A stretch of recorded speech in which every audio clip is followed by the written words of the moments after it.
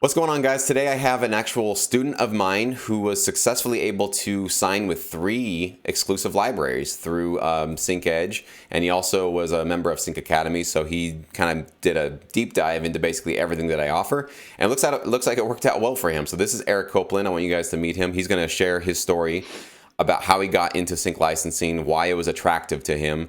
But most importantly, most of you guys probably want to know, how the hell do you get accepted by 3 different libraries in 1 year? Because I know a lot of you guys watching this have been rejected by more than 3 libraries in a year, or you're just still kind of uncertain and scared and don't really want to sort of pull the trigger and find out if you're going to get accepted. So I really wanted to bring Eric on here to share his story.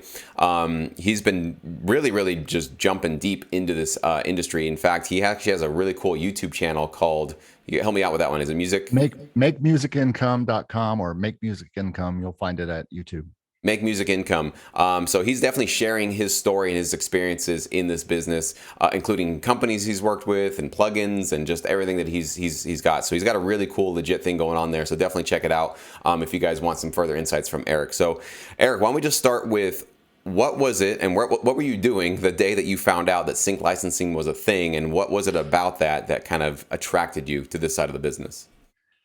Well, I probably knew it was a thing because when I first got into like music production, the guy I kind of learned from was a jingle writer and a score guy. And it was mostly local and regional stuff, but it still paid like thousands versus, any studio things I had done before or work for clients that I had done where I got paid hundreds or not even that. But around that same time, I just became so busy with individual clients who wanted to be produced, and so I've been doing that for the last 20 years. And but about 4 or 5 years ago, I heard a podcast, and it wasn't. I don't even know if you were doing podcasting back then, but this was some music podcast, and they were talking to somebody. And I'm not going to name names and stuff like that, but they were talking about music licensing and specifically sync licensing to TV, film, and ads and things like that. And I had heard about this before, but at that time, and maybe you remember this, but about 4 years ago is when it kind of became a sexy thing to talk about. All of a sudden, people were talking about it more on podcasts, and I don't think I saw any videos about it yet, but they were certainly talking about it. You start to see these companies pop up that would teach people, bring them in for a very expensive package so that they could learn to write and submit songs to this company or whatever. And so I did that and just started kind of dipping my toe in it. But it made a lot of sense to me because at the time I was starting a master's in composition and kind of going back to school late, but going in, just trying to get my music to that next level, get back to being a composer like I was when I first started, rather than Right. just a producer, because you can get really trapped. And I talk about this on my channel. You can get really trapped sometimes in one little thing in this business. And I got really trapped, especially when you go to Nashville and you've got a lot of clients and the money is fine. And, you get kind of trapped in that little area there.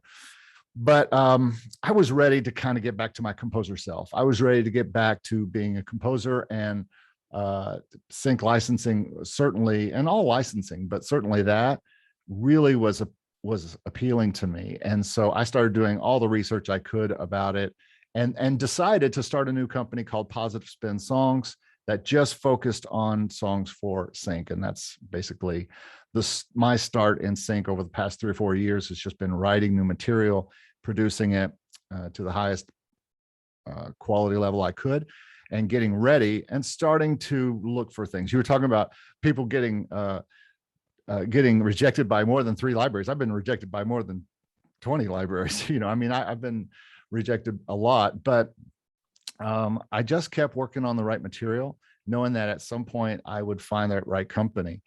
And finally I did. And that's kind of what kind of got the ball rolling for 2021. This happened at the end of 2020.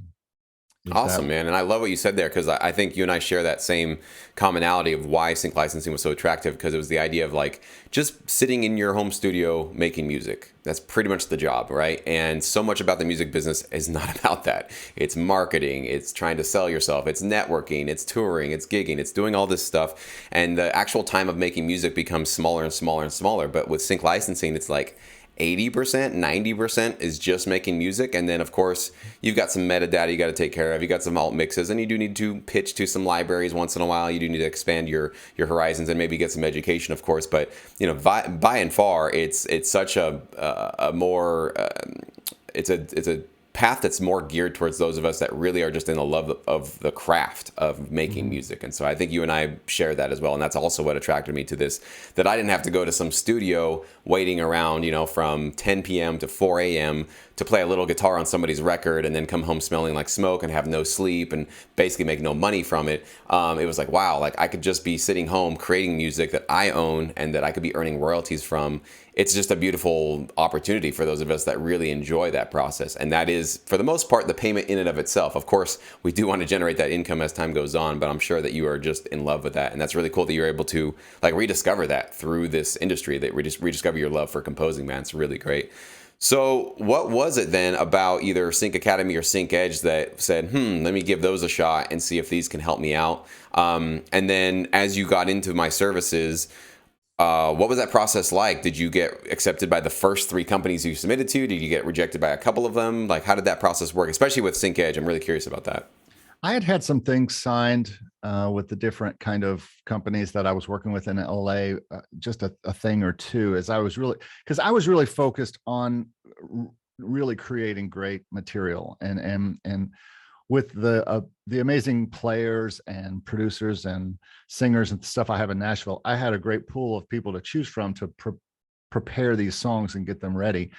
And towards the end of the last year, I just said, you know, it's time to get serious about the pitching part, about the research part and the pitching part, because I had been really in making mode and I was still a busy producer. And so I just needed to keep all the lights on and keep working. But I started to do research and I got into YouTube, which I had done a little bit, but I really was, you know, YouTube is a great place to do research. And when, in my opinion, when you search around for people who are talking about music licensing, your channel just completely stands out. I mean, I think that there are a lot of people talking about it. There are a lot of people that do one-offs about it and say, oh yeah, let me just do a one video on sync licensing. And they do that. But, you know, when I found your channel and I think I'm not even sure how I got to yours, but all you have to do is search sync licensing on YouTube. You're going to find your channel pretty quickly. And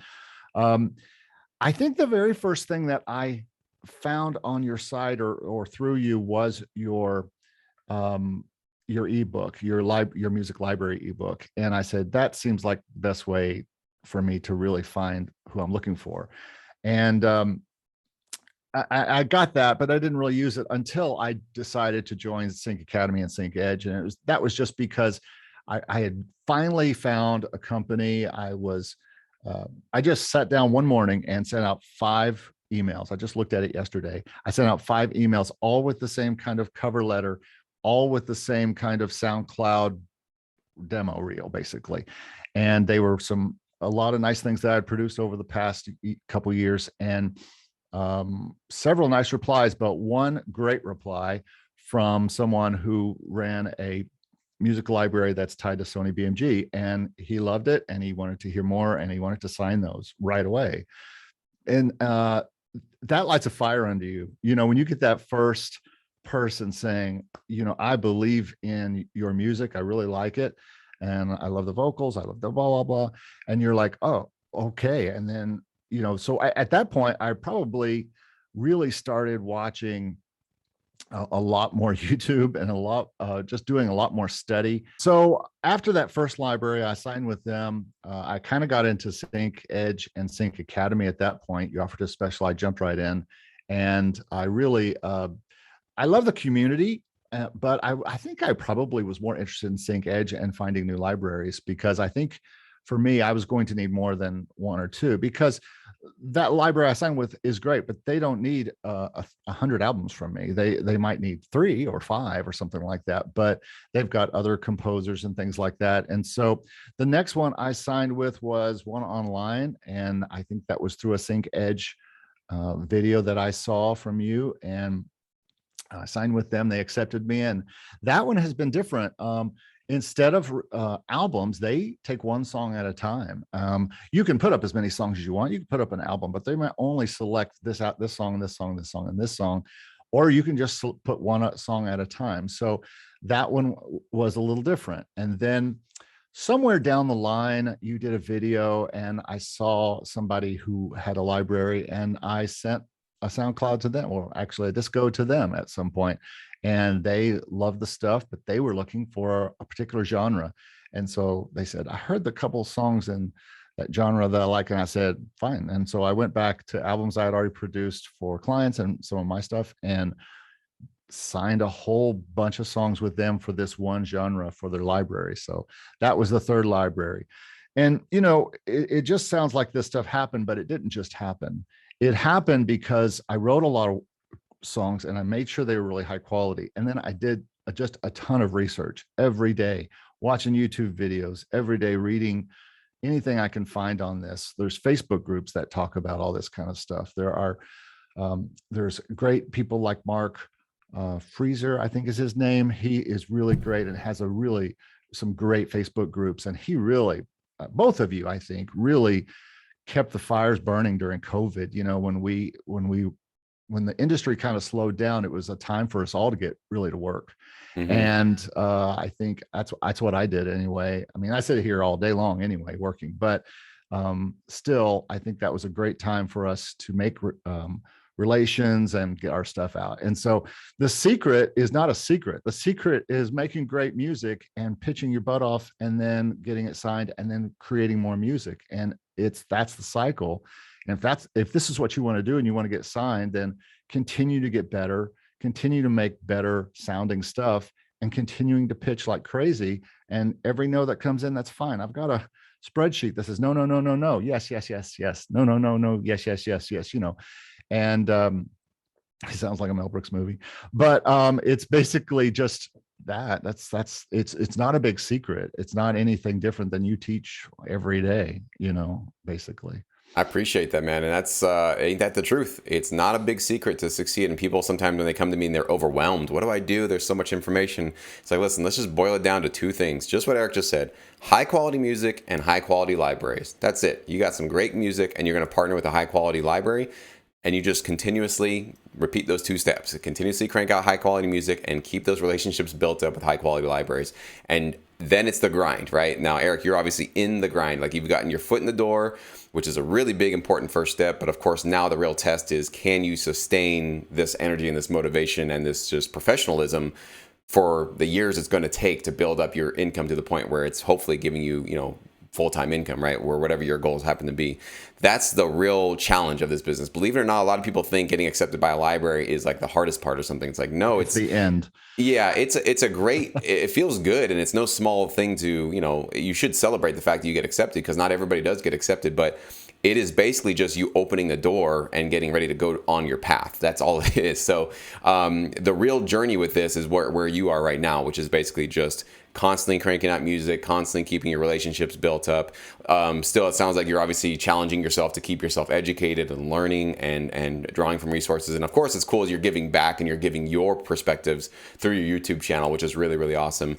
So I encourage everybody, and I love that you said that you got rejected by over 20 libraries, because I think that's also something that more than that. More than that. Most producers think that if they get it rejected by even one library, somehow they take it personally and think, oh, well, I just don't belong in this business. And if you had made that choice, like, you wouldn't be where you are now. You wouldn't even gotten started with your career. So it really is like this. In Sync Academy, I do have the Sync Psych series where we basically talk only about this kind of stuff. It's not technical knowledge. It's not about how to produce, mix, master, understand contracts, metadata, none of the technical stuff, because that stuff actually is the easy part. The hardest part is what you're thinking about and how you're perceiving yourself and how you're perceiving your journey here. And it sounds like, Eric, you took those rejections in stride. You it probably didn't feel good, but you did expect some rejection and decided, all right, well, I'm going to build that into my journey. My journey is going to include some rejection. And when I get some of it, it doesn't mean that I'm doing the wrong thing. It just means that I'm on my journey and I have to expect some of that once in a while, just as I have, right? And so that's such a healthy mindset that I want everybody to take away from this, is that it's really up to you whether or not, like you said, it's not rocket science. It's not super complicated. I think I looked the other day, I have over like 800 videos here on my YouTube channel. You have many videos as well. There are other great YouTubers that have amazing content and people that actually are in this business. Yes, there are a few that they will, like Eric said, they'll have put out one video about sync licensing, but you can tell they've never really been in it because they're not really giving you real information. It's just kind of like this generic on the level, on the surface sort of stuff. But there's definitely there's quite a few people on YouTube that are doing this full time, and they're just opening up and turning on their webcams and showing you guys what's going on. Eric is one of these people. So take advantage of us that we're doing this, and just know that it's really up to you. If you believe that you can do this, you really, really can. So Eric, why don't you go ahead and give us your YouTube channel one more time if people want to check it out. I will also put it in the description box below so people can click on that directly. Sure. It's really easy. You can just go to youtube.com/makemusicincome, or you can go to makemusicincome.com. Right now, they both lead right to the YouTube channel. And, we talk about all kinds of licensing on there. I've already done some stock licensing talking. I also do that because, like I said, I have a lot of stuff and some of it's just not right for sync. And I talk about the differences between the two and why you might want to put stuff in there or why you may not. But, and then I do reviews of things like Taxi, and I did a review of Song Trader and stuff like that because I've used them all. And one of the things, I just see some things missing on some channels and I'll just fill those in with my experience. And that's basically what I do. I'm going to talk about production, publishing. This is all just publishing. All of sync licensing is just music publishing. And I've been going to Nashville and pitching my songs since I was a teenager, and it's showing them 3 songs is no different than sending a library 3 songs. It's exactly the same thing. And except I think sync licensing a little easier than just approaching a music publisher to try to get a song published. But anyway, I talk about a lot of stuff that makes music income because that's my background, is production and helping artists and helping songwriters and composers. So makemusicincome.com or youtube.com/makemusicincome. We're having some nice conversations there. So I'd love to have you there. Awesome, man. I'm sure we'll all check that out. I appreciate your time today. Hey, thanks so much.